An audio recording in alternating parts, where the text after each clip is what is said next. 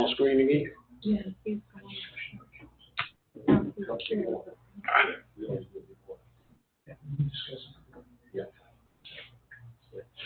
Yeah, I don't see you. I don't see the mayor. Yeah. My attorney Booker's black on my side. Yeah, the screen is small on hers. The picture is small. Just a moment.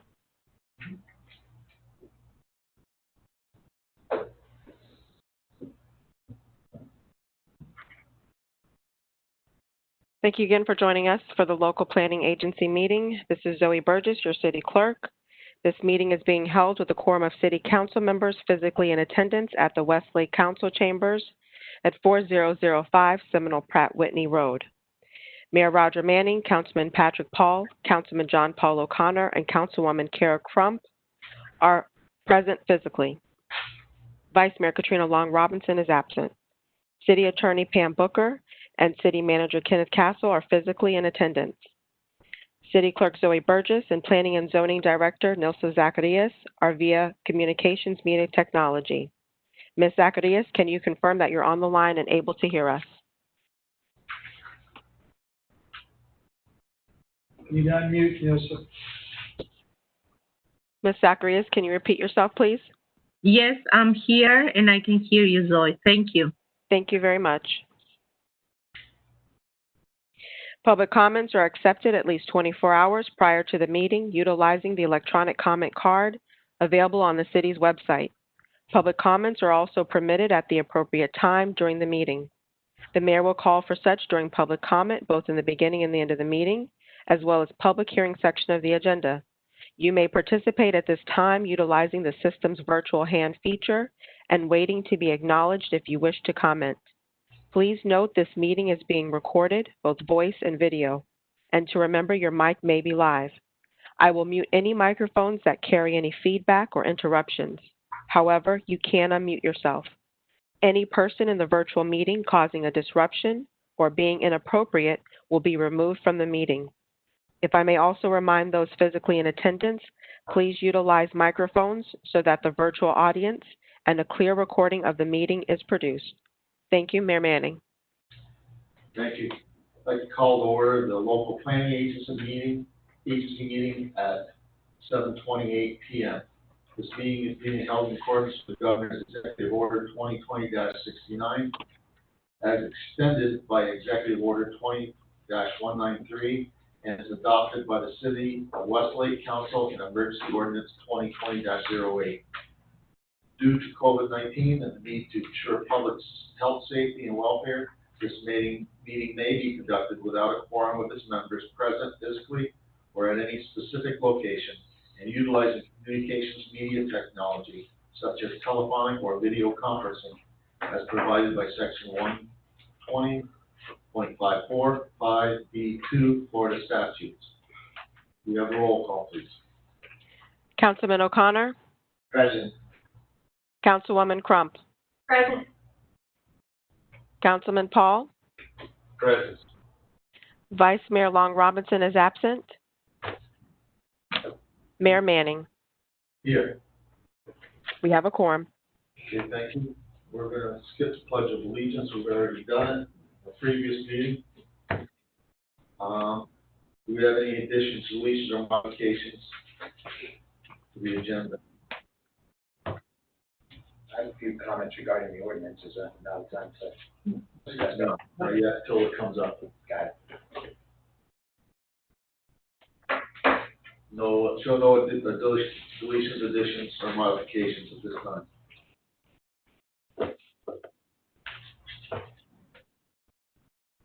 Okay, moving on. We have public comment on the local planning agency meeting for this evening on the agenda. Mayor, I need a motion for approval of the agenda. Motion. Make a motion to approve the consent agenda. Second. No. The agenda. Oh, the agenda, I'm Just sorry. the agendas. Okay. Agendas, yeah. I'll make a motion to approve tonight's agenda. Second. Thank you. I have a motion by Councilwoman Crump, seconded by Councilman O'Connor. Mayor Manning, Yes. Councilman O'Connor, Yes. Councilwoman Crump, Yes. Councilman Paul. Yes. Carries. Thank you very much. Now, move on to public comment. We have public comment. Agenda. I didn't receive any previous public comments. I'll give the audience a moment. If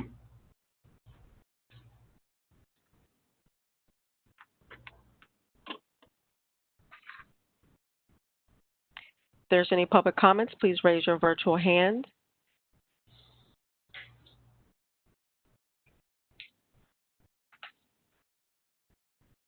I see no comments, Mayor. Okay, thank you. We have 2 items on the consent agenda. The February 10th local planning agency meeting and the March 9th, which we could approve together. If we have a motion. I'll make a motion to approve the consent agenda. Second? Thank you. I have a motion by Councilwoman Crump, seconded by Councilman O'Connor. Councilman Paul? I got a consent agenda. You approve the whole thing or? No, we're approving the 2 previous meetings. Okay. Yes. Councilwoman Crump? Yes. Councilman O'Connor? Yes. Mayor Manning? Yes, Thank you. We have a quorum. thank you. We're going to move on to the public hearing portion with ordinance 2020-11. An ordinance allowing the use of golf carts upon designated right-of-ways, rural parkway easements, and multimodal paths through the city. At this time, do we have any council comment? One comment. Item. Just the language in the ordinance, I just wanted to clarify if there were going to be any changes. The one section that says, anyone under the age of 14 may not operate. And then, the part about the permit. Which section is this number? What? It's section 3A. I just wonder if they were going to make any changes to that. Yeah, I have a problem with that language as well. It says that it's contradictory to itself. Well, let me get to it.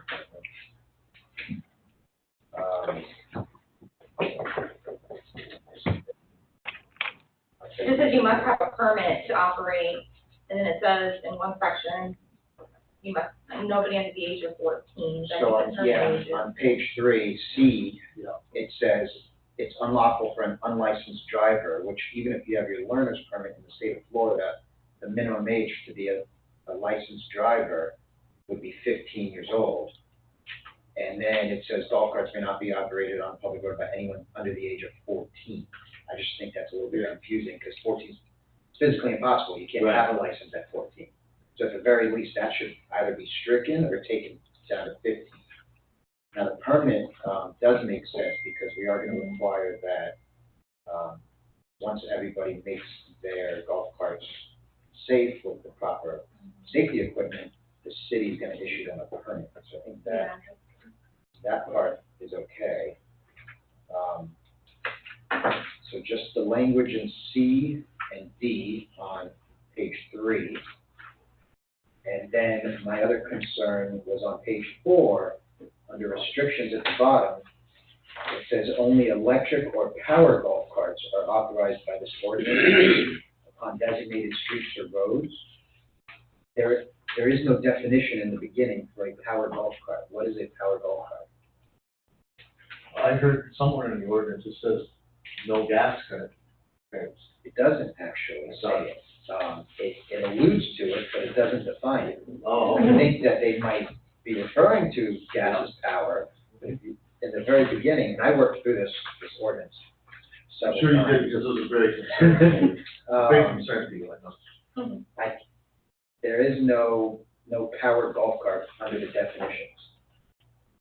So we either need to define what a power golf cart is, or we need to get rid of that.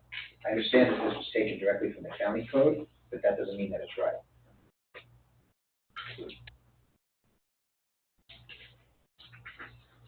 You have a comment on that? Yeah, I'll address it. I wanted to make sure all of the council members had an opportunity to express any concerns or comments they I have had. just one more, and that has to do with the fee and the registration and permit application. You're only showing a one time a year, only once to register. I'm concerned about that because you have, people that may be here for 5 years, and so the golf carts, either they don't have it anymore, or they left, and we still have permits out there. I think, like, just the same way as I have my sheriff for the alarm for the sheriff, I think the initial fee was $50, and then each year after that was $25 to renew. That way you get an update, you're gonna have an update on what's going on with that vehicle, or the person that has it registered. You lose contact with them after they've initially registered. I agree with the mayor on this point. For one, there are a lot of kids in the neighborhood. And if we set this age at 14, 15, whatever it's gonna end up being, younger kids gonna grow up. We need to have a way in the application, I think would be the way, to ensure that whether people read it or not, at least acknowledge that they are familiar with the rules and regulations when it comes to golf carts. And I think to do that on an annual basis is really reasonable. I think we just charge an extra fee to cover the overhead. I mean, those of us that live in the neighborhood, we see a lot of kids that, we all know that one girl that drives through the neighborhood, I raised, and I really think that's something that we need to enforce. So here are my thoughts on that. And again, whether it's annually or a one-time thing, that part is less concerning to me. I think that would become a decision on whether or not the juice is worth the squeeze to physically renew it every year. But what's important to take into consideration is we're not permitting the person. The person is permitted under the requirement of a driver's license. That means that in order to operate a golf cart in the city of Westlake, per this ordinance, you have to have a driver's license, which means you're already familiar with.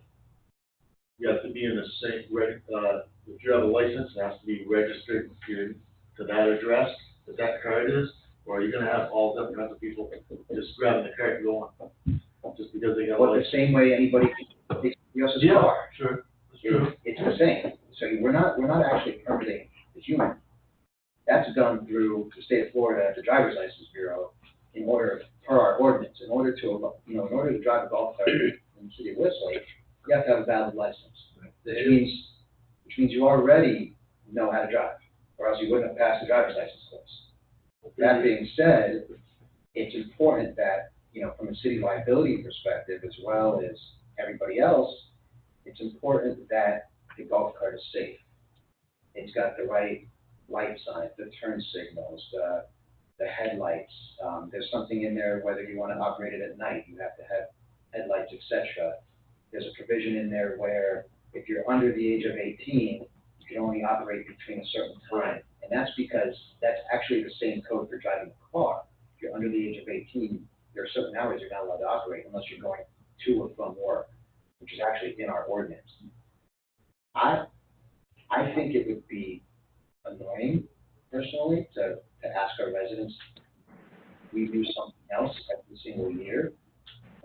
Once the golf cart itself has been fully checked out, they've signed the affidavit saying that they've done all this stuff, and it's safe, and it's got the headlights, and it's got the horn and the turn signals. It's been done once. I mean, the golf cart didn't change. They're not going to make it more safe. I don't know why it would be completely necessary to do it again. It might be kind of burdensome. I'm just thrilled with getting a golf cart in there. Well, my take on that is that yes, we have a driver's license, but that typically means you're driving a car. When it comes to driving a car, it's safer in the sense that you're not just falling out of the thing. I've not seen a golf cart that has seatbelts. That's part of the ordinance. Okay, but, you know, to ensure that people actually use them, wear them, I know of people that died falling out of a golf cart. So, you know, I have seen it. And People die in car to crashes. remind people, yeah. Who would be the one to enforce, to make sure that these golf carts are? That's where it becomes a nightmare for administration.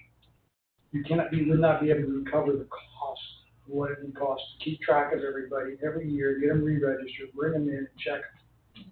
It'd be more than the $35 or $40 every year. You're talking substantial. So that cost is gonna have to be borne by all residents in your general revenue. But to answer your question, as That's far why- as enforcing the actual operation, it would be PBSO. Every golf cart's gonna have a decal, it's been checked out. If you don't have that decal, that's a red flag to PBSO to see what's going on with that person. And one of my other notes would be, assuming we adopt this ordinance, let's make sure we give 90 days for everybody to come into compliance. Because it's a lot to ask, you know, a lot of these golf carts don't have headlights, they don't have turn signals. But there are a lot of them. I mean, I took a picture just on Sunday morning at the pool, 10 plus golf carts lined up all the way across the front. I have a picture, I'm happy to show it to anybody. We use them a lot. Yeah. And, Which is all the more reason to have registration people and make sure that in fact they're still safe and then the tires wear off, things happen, so. One of the things that we can do in the registration process is in the affidavit that they will maintain the cart in the operating condition, which it has to be in order to comply on an ongoing basis. We have a signed affidavit by the owner of the cart that they will maintain it. One of the conditions can be, as part of the process, is that if you don't maintain your golf cart and you're out there running around, pull your sticker, you lose it. So you fix it. so, I mean, just, Those are things that you can put in administratively, it doesn't necessarily have to be part of the ordinance per se. But that's one of the conditions as, you know, you bring in your insurance, you bring your golf cart, we check it out, bring in your insurance, you sign the affidavit, you know the rules, you get a copy of it, we got a copy of it on file, that you've signed that you're going to maintain it and operate it in accordance with the rules, and that you're ultimately responsible. If you don't maintain it or operate it within the rules, we can pull the tag off of it. Done. So, just for some quick background, the reason I've been pushing this golf cart ordinance so much is not because I love the golf carts, which I do, full disclosure. It's because we have a serious speeding problem with cars and traffic issues within the actual gated communities on private HOA property.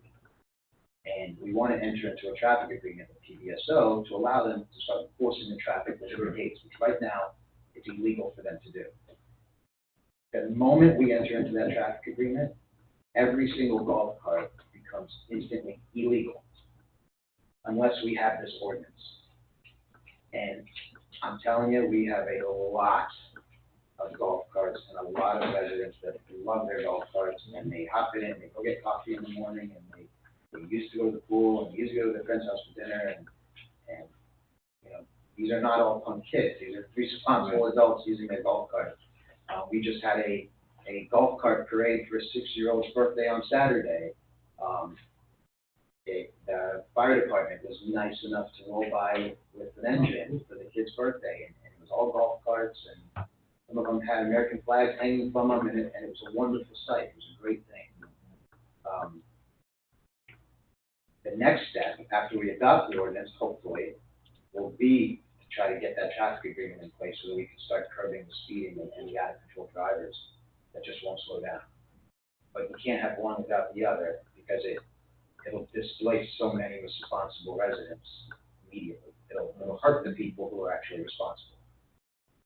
So, you know, besides for a couple semantics between first reading that I think we could figure out between first reading and second reading,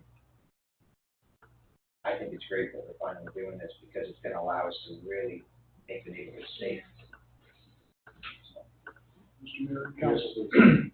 I did receive some comments from, which we'll be getting in writing from the Seminole Improvement District. That will be sent to the city. They had some questions and some issues on, like yielding to pedestrians. That's another one that I got from another entity that said that, you know, there's nothing in here that says a golf cart has to yield to pedestrians or bicyclists, et cetera, that we probably want to make sure that we have in here. And Sid will be sending over their couple comments. Nothing major, but they have some concerns on some liability issues, and stuff. Well, that would be a big concern, because if somebody's starting to run these golf carts down by the lakes, and they're going to the lake, there could be, I don't know what the liability is gonna be there. I mean, thing rolls over and somebody gets seriously hurt or drowns. Can these things be operated? No, according to the ordinance, it's only on Only on roads pavement. and Multimodal multimodal pathways. But see, that would be my concern though, obviously. I mean, I definitely think there are some things we can tweak between first and second reading, but I appreciate everybody's hard work on going by this. I think we need to determine exactly which things we gotta tweak right now so that we can get it done. Or Let me address some of the council's Yes. comments here first. I have had conversations with Councilman O'Connor about this ordinance, and he did raise concerns about 4C and D, which appear to be in conflict. Those are out of the Florida statute. This is not out of some other jurisdiction's code that is a copy paste. That is the language out of the statute. They're not always perfectly clear, but that's where it comes from. I did not have objection with deleting D. Golf carts may not operate on a public road or street by anyone under the age of 14. The state statute will still apply, whether we have this language in here or not. No one under 14 should be operating golf carts. So if that will make everybody feel better about the conflict, that's fine. This does not supersede state statute. So there wasn't a concern with that. We can clarify whether or not it was gas power or some other power motor on the golf carts. I'm not an expert, but I'll get you an answer before second reading. On the registrations and renewals, the city manager and I did have the conversation that you guys have just had about the balance between the administrative fee and dealing with that, and my perspective from a legal perspective to give you guys the legal understanding from a liability perspective. I think it puts the city in a better position that they're renewed on an annual basis and that form is signed and executed, acknowledging they understand the rules and the regulations. If someone were to get hurt and injured crossing one of the roads on the golf cart, the city would be in a better position, as well as Sid, if you have that to say this has been signed within the last year versus I signed that 4 or 5 years ago. So that's the legal argument if you got into that scenario. Again, it's at the council's discretion how you want to handle those permits and renewals. You have to balance that administrative fee versus the legal position you would be in should someone get injured or hurt out here on the golf cart.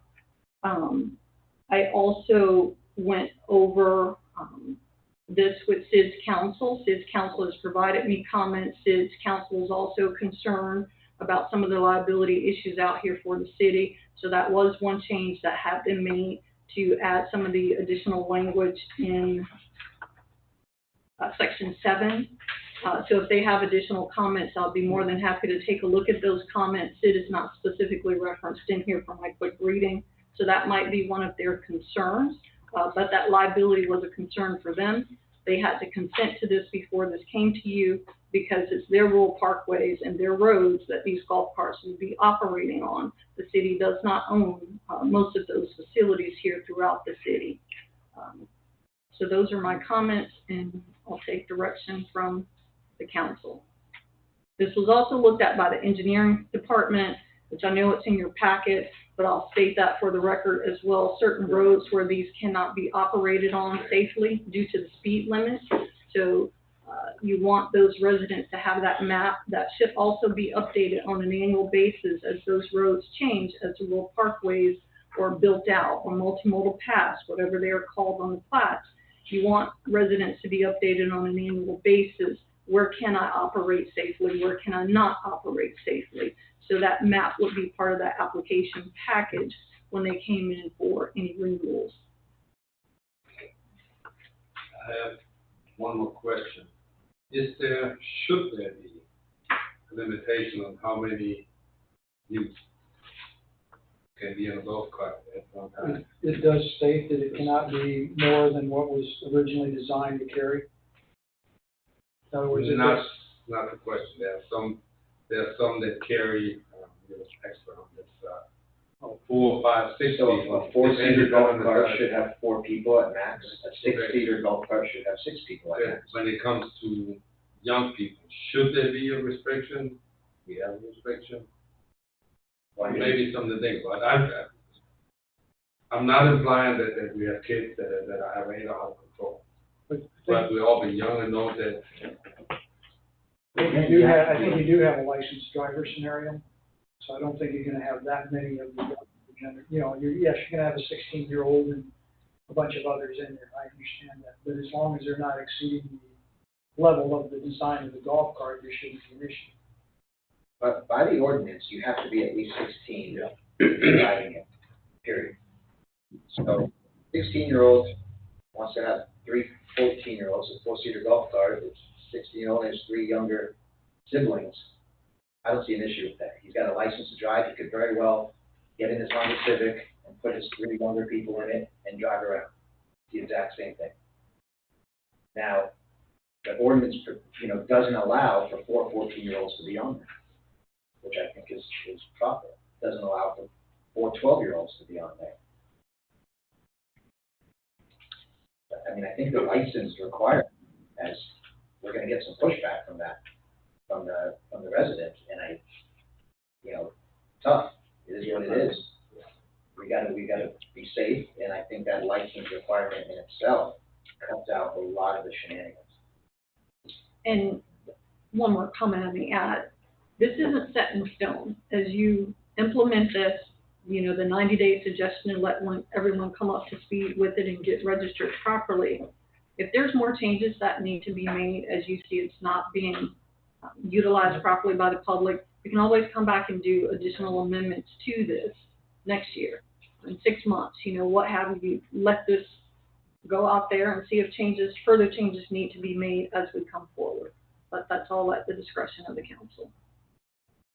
As it stands right now, this would be the first step in really curbing the speeding car, the speeding truck, the speeding contractor issue that we have inside of the gated communities, and they are out of control. It's bad, but we just can't let PBSO in there because we don't have a travel agreement. And if we had one, nobody would be allowed on their golf carts. Are you gonna be, this doesn't take effect for 90 days to give them time, we're still at 90 days out from getting the sheriff's department to be able to come in? I don't know how the traffic, I remember a meeting where they said they were ready, we just needed to enact the agreement. That was a while It ago. has to go That's back. what it meant to. The MTA, that's Yeah, a it was totally meant to- separate. It was going through one, they were being pushed through the county system versus reality that it really doesn't have to go through the county. It's got to go through a different portal. So, I know they're working on it. I expect if it has to deal with us, we should see it shortly. So if that comes through before this, every single golf cart is illegal. People can't back them out of their garage, technically. They could get pulled over inside it, which is a big deal. So how do we coordinate? Mayor, your concern, we're at September, this should be for second reading in October. I doubt very seriously that other agreement will be implemented prior to your October meeting. So this ordinance would be effective in October. Just because you choose to give the residents a grace period to come into compliance of 90 days does not invalidate this. So it's effective. So are they gonna be pulled over? And if they're not in that 90 days, there'd probably be more warnings like, hey, you need to go get registered, you need to go get registered, you need to go get registered. Good that I'll have Zoe put it out on the website, we'll get it out in the media as well, as to, hey, it's passed, get it registered, after 90 days, right, got problems. Can we help the city attorney here for a second? Do we need to make a motion to either renew every year or just do it once? It's up to the council, it's your discretion to make a motion, and if you get a second, we get a majority vote, that's the direction we'll take, and I'll make the changes before second reading. Now, this renew, if we decide to do it once a year, will they have to go through this whole inspection process, or it's Yes. just signing of a piece of paper? Inspection process, signing the documents again, changing the color of the sticker on the vehicle every year, which is an additional cost that has to be recovered from someplace. I'm more concerned about the legal ramifications of proof that the cart has been kept up. You know how things happen, right? Somebody has a cart, they don't take care of it, and they're out there with no lights, and the brakes don't work, and then the city ends up with a legal issue. That would be my concern. I'm okay either way. I'm just glad we're getting an ordinance for the golf carts. If it's gonna be annually, you know, that's a pill we'll have to swallow, administratively. But either way, I'm okay. I would lean towards a one-time deal. If they buy a new golf cart, obviously that one has to get checked out again. Remember, we're not licensing the person, we're buying a physical cart. So, you know, if that golf cart gets sold to another neighbor, I don't know how that would work out. You know, if that person has to go get it checked out again on their own, I guess they have to would. register. How hard is it to get an idea of, I can't imagine, you in the training business probably know the answer to that. As far as the cost for stickers annually. The cost of the decals is not much. So the registration Just having fee. different colors each year, and Yeah. having to remember which colors that you're in. That's not Or printing it with a year on it. Yeah, or just print it where it says 20 or 21 or 22. I would imagine that the registration fee then very well would cover that cost, so cost for the city will not be an issue. I would say. It's the cost of the, It's the cost of the tracking, human cost. it's a human cost of tracking it and making sure everybody comes in, sending a letter if they don't come in, you know, that kind of stuff. Well, we have to send a letter to remind people you need. Well, for renewal, I'd make sure. Same as you get an auto renewal from Ann Cannon. Yeah, but Pretty I mean, bad. It would be we a have compliance thing. how many golf carts? I mean, I'm just I not understand. seeing it to be that big a, effort. I bet that big deal. I don't know how many people we have here in the office, but I'm sure it should be possible to. I mean, I personally think we should just do a one-time thing, and then we can just change it down the road if it's an issue, right? We can always change it. We can always monitor it and see how it works as a one-time. If we're experiencing any issues, then we can change to an annual registration. Not a problem. As the attorney stated, as with any ordinance, when we put it in place, we really need to monitor it, see how it's working, and then go back and tweak the parts that are or aren't. Or why don't we do a 5-year permit? You know, it's been maybe 3 or 5 Or a years, 3-year something permit. like that. So it's not every single year. You know, either way, these are all things that can tweak between first and second. But a 3-year permit, Yeah, you got it done, you know, that's. as long as there's some No, I agree with limitation. you. Less of a burden on the administration, but at the same time, we're still keeping track of A it 3 or 5 would not be as difficult to track as annually. as annually. Annually, because then you've got people coming in, you gotta have somebody here to inspect them, et cetera, et cetera. So a longer period of time is gonna be a better scenario. I'd be inclined to go with a 3-year then. Okay, I like that idea. One more question. Good idea. One more. Do a 3-year renewal?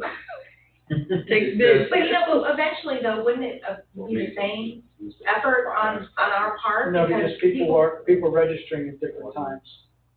So their 3 years would go from whenever they first registered. Right. So you do have to track them, but it's not trying to track everybody every year. Yeah. I mean, let's keep in mind that even Crestlands has dedicated golf cart parking. I mean, these golf carts are gonna be a big part of our city Yes. moving forward. And, you know, Councilman Paul? Mentor, is that something that, then will be introduced in the buyer's package so people don't get caught off guard, or how does that? the city was built to me as very, very golf cart friendly. You're gonna be able to take your golf cart to the movies, take your golf cart here, I take your golf understand, cart but, there. you know, people need to understand that they now buy a golf cart, the lights going, whatever, what have you. So I just want to be sure that people not getting caught off guard, and, you know, coming in with a golf cart and now having a. I mean, we can't have it both ways. It's that there's gonna be a price to pay for being allowed to ride your golf cart to the Publix. And that price is horns and turn signals and brake lights and windshields. It's gotta be safe. Can't just take your ride-on lawnmower to Publix. You know, it's gotta be a safe vehicle. Okay. So do we have a consensus here that we change it to 3 years to be re-permitted? I like 3 years, and we could always tweak it, but at least we have 3 years to tweak it. Administratively, I can buy into that. Okay. Is that all right with council? Yes, that's fine. Okay. If we're finished on the council, we have any public comment on this ordinance?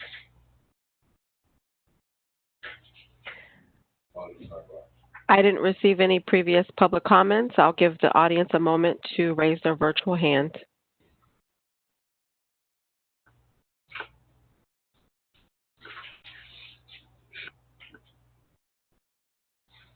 If you wish to make a comment, you may unmute yourself or raise your virtual hand. Please state your name and address.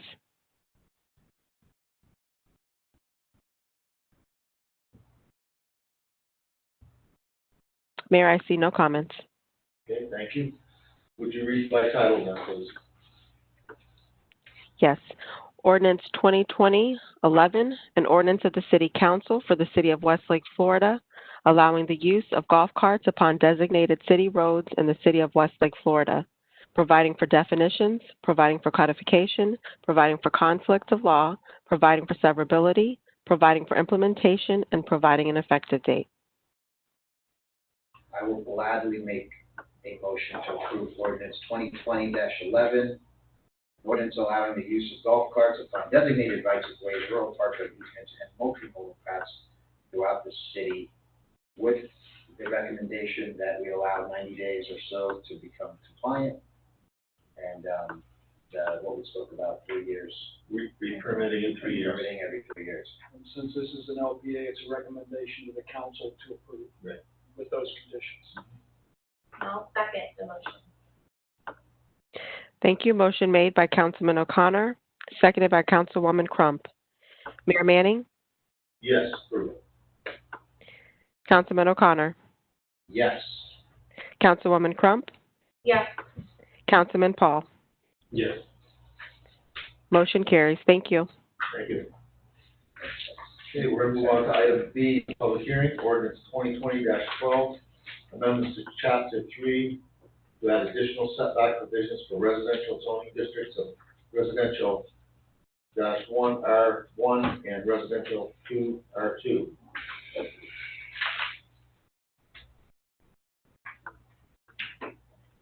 Do we have any council comment on this item? And we do. I want to thank staff for getting this back on the agenda. I know there's some tweaking that has to be done with it, but considering that we are at the height of hurricane season, it's important that we get this done. Also, that being said, assuming we approve the agenda, I'd like to recommend that we start accepting permit applications now. Otherwise, we gotta wait till second reading, and then if someone's gotta submit a permit, they're not gonna get that back for 30 days. It won't even be hurricane season. And what we have, you may not know, Mr. Mayor, is we've got a lot of residents that have already put down deposits on these very expensive home generators. You know, let's pray we don't get a hurricane. I've got the utmost faith in our electrical grid and our solar farms, but, you know, we have some residents that cannot afford to lose power. They've got special needs, people living with them, and so on and so forth. That being said, if we do approve, which I hope we do, I think if that can be done, can we recommend that we start accepting permits immediately? That way we don't lose another month. I would say you can. The owners just have to understand that's at their risk. If for whatever reason the council does not approve this on second reading, they would not be able to continue with the installation. I believe they can get through the review and have the permit ready to go. Installation, as soon as we have our next meeting. As soon as it's approved. Yes. Great. But that gives it a leg up. Exactly. At least we're not wasting another 60 days. And I would look at it as, Ryan, it's similar to what we're doing with some of the developments where we're running. For example, Publix, we're having them submit their building plans and stuff early in the process versus waiting until everything is done to get a preliminary review, to get things teed up so that when it drops, they can go do it. I'm fine with that. And I can get the building department to comply to make that happen. Again, I want to thank staff for getting this done. This was a big deal, and I know a lot went into it, and a lot of work. Thank you. Good evening, Mr. Council O'Connor. This is Nilsa Zacharias, the Planning and Zoning Director. So I'm ready to share my screen. I have a very short staff report that I would like to share with Council. This staff recommendation has two conditions of approval. Excellent. Okay.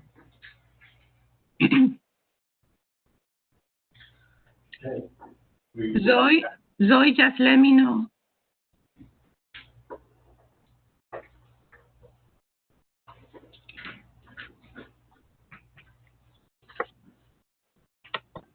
You have the ability to share now.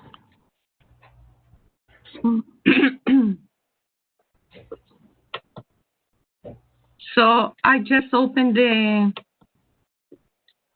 it's a PDF document. I don't see it. I don't see it yet, sorry. No, so you have to select share in the Yes. toolbar at the top. Yes. Second.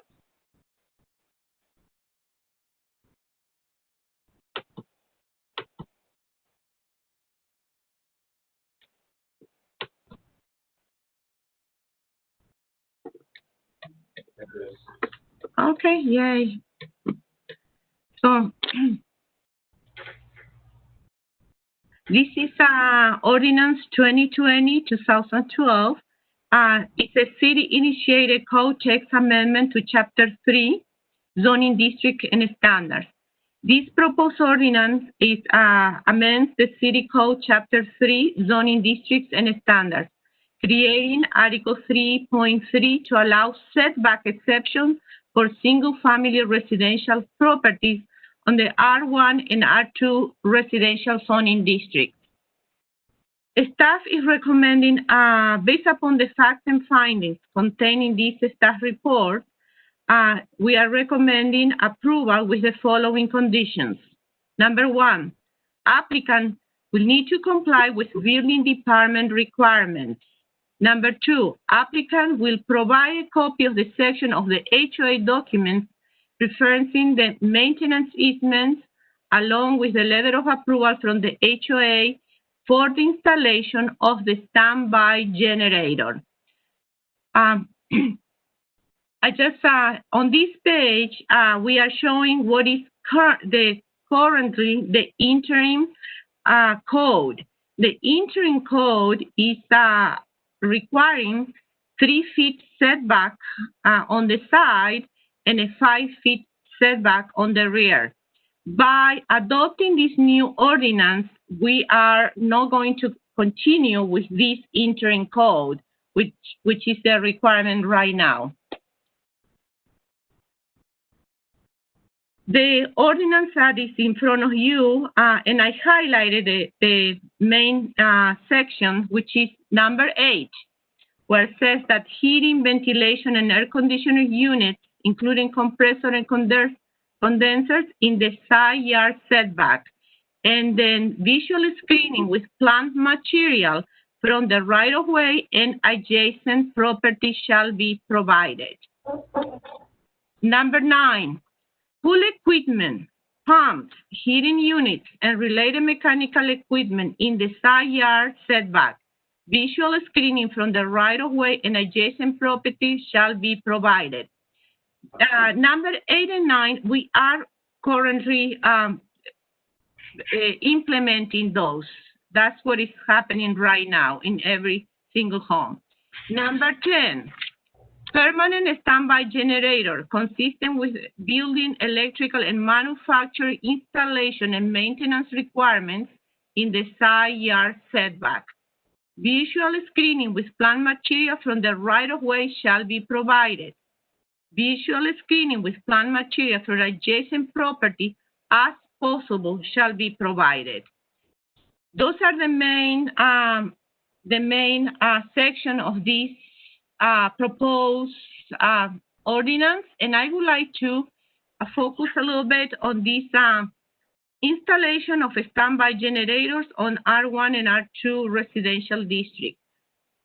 The proposed code text does not include a setback for a standby generator. It indicates that it is allowed to install a standby generator on the side setback. To allow maintenance of a standby generator on lots with 5 feet setback, the homeowner association HOA document has been amended to include a maintenance easement on the neighboring property.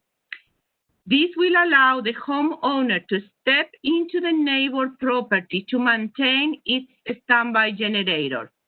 See attached HOA language that indicates a temporary easement for side yard improvement.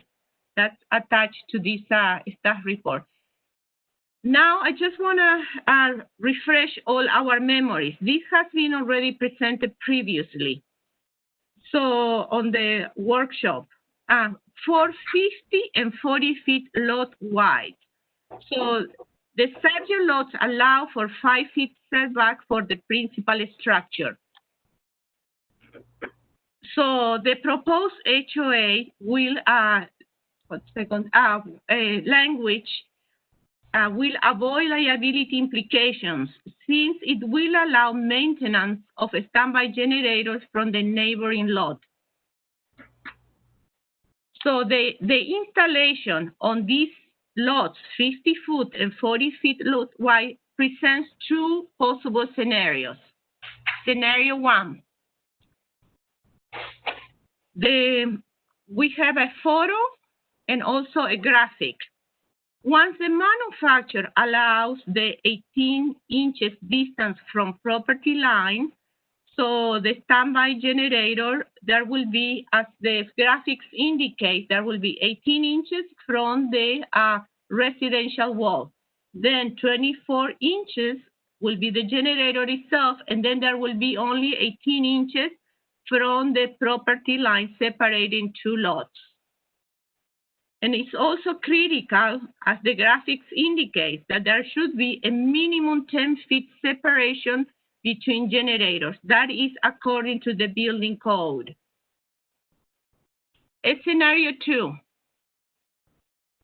This is the scenario where there will be 0 distance from the property line when the standby generator is installed 36 inches from the residential wall. And as we mentioned before, that is depend on the manufacturer. But the NFPA code requires that 36 inches. Again, the building code is critical to follow. So those are the 2 scenarios for lots of for 40 and 50. Let's look at it. One second. What happened with the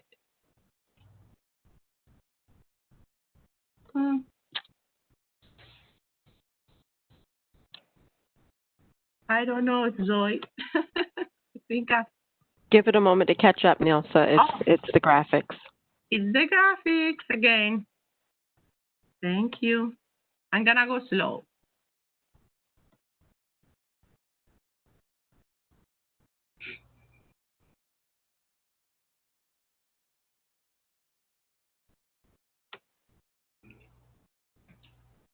I don't know where is my page 5.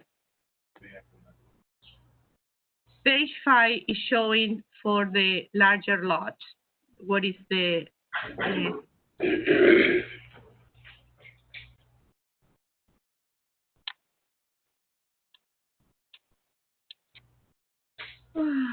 technical issues? Zoe, what do you think? Should I upload it again, maybe?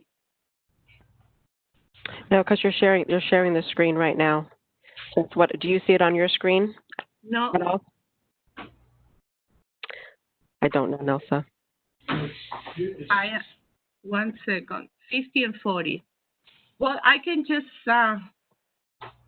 okay. Can I show you here on my screen? I have a hard copy. Can't really see it, Neil. You can't see it. Can't see it. There? Just describe it. Basically, it's the same. Yes, basically it's the same principle, but when the lot is 65 feet, then you have 30 inches or 2.5 feet from the property line.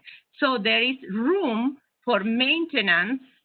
So, and also there is room to screen from the adjacent neighbor. Yeah, we got that. Understood. So the situation changes when the lot is 65 feet wide. So, and also on the staff report, there is showing exactly what is the situation with mechanical equipment now, that they are screened from the adjacent property with plant materials. So that's page 5. Then page 6 is very, very short. It just says, with regard to mechanical equipment and standby generators will be installed in accordance with all applicable codes, including the Florida Building Code and City Ordinance. Based upon the facts and findings contained here, the Department of Planning and Zoning recommends approval of the subject ordinance with the following conditions. And they are the same conditions as shown on the first page, which is the applicant will comply with building department requirements. And number 2, that the applicant will provide a copy of the section of the HOA documents referencing the maintenance easement along with the letter of approval from the HOA for the installation of the standby generators. So, and then there is just the temporary easement language that was provided by Minto. That's an attachment. If you have any questions, please. Any questions?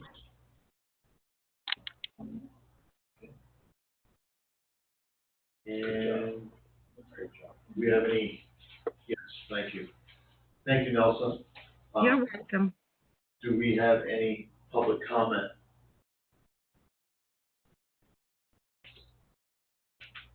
Zoe? I'll give the audience a moment to raise their virtual hand.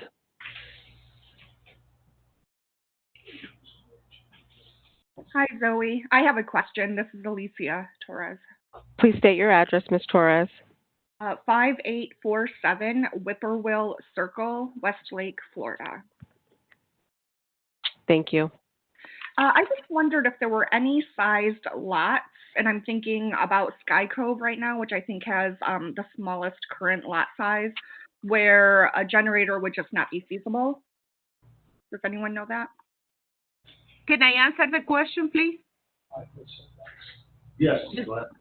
Yes, this ordinance contemplates lots of 50 and 40-foot lots. So in the 40-foot lot, the homes, they have a 5 feet setback, side setback. So yes, this ordinance is contemplated the smaller lots that you refer to. Okay, thank you.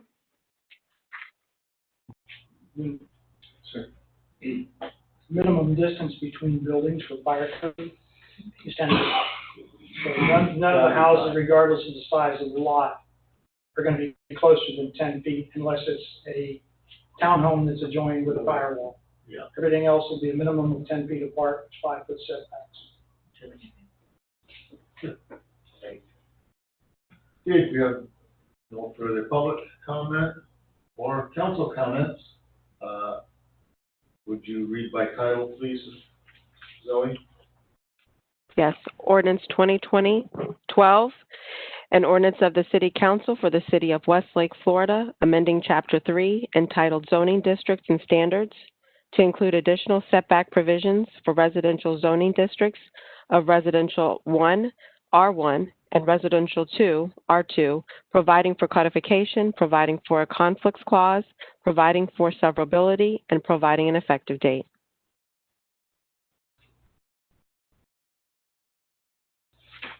We have a motion. Motion to approve 2020-12. Second.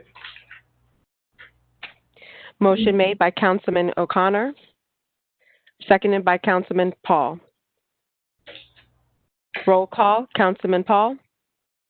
Yes. Madam Clerk, I apologize. I just want to make sure that the council understands on number 8, 9, and 10, although you didn't have Nilsa's report, there was additional language on clarification of that screening while she went through that some you're not going to be able to have the screening from the adjacent lot, but those clarifications to those numbers will be added at second reading. I just want to make sure you knew that. Thank you. Yeah, I noticed that when she put it There's up. a couple of things there, and then there's also a couple other, like number 3 and number 17, we need to finesse the wording a little bit more because it's a little confusing. And so between first and second reading, we'll be taking the first reading at the council meeting. Between first and second reading, work with the attorney and we'll make some modifications to those languages. Just as long as we can you can show it to us either red lined out so that we understand. Okay. We have a first and we have a second. Roll call, Councilman Paul? Yes. Councilwoman Crump? Yes. Councilman O'Connor? Yes, with the recommendation again that we start allowing to submit permits immediately. This is a recommendation, this is LPA recommendation to council. Council at the next meeting is where we will put that condition on the actual first reading. Yes. City Attorney, should we have a restatement of the motion? I understand it. Thank you very much. Mayor Manning? Okay. Yes. Right. Yes. Thank you. Okay. That concludes our local planning agency meeting at 8:24. We have to log out. Thank you. Then we have to log out. Yes. And go back in again. Next meeting. Next. For those on the virtual line, if you would please log off The logging out. and join us for the regular city council meeting. Meeting information is on the screen. Meeting ID is 132-135-3999. Passcode is hello. You'll also find the meeting ID on the front of the agenda. Again, that meeting ID is 132-135-3999. Passcode is hello. Thank you.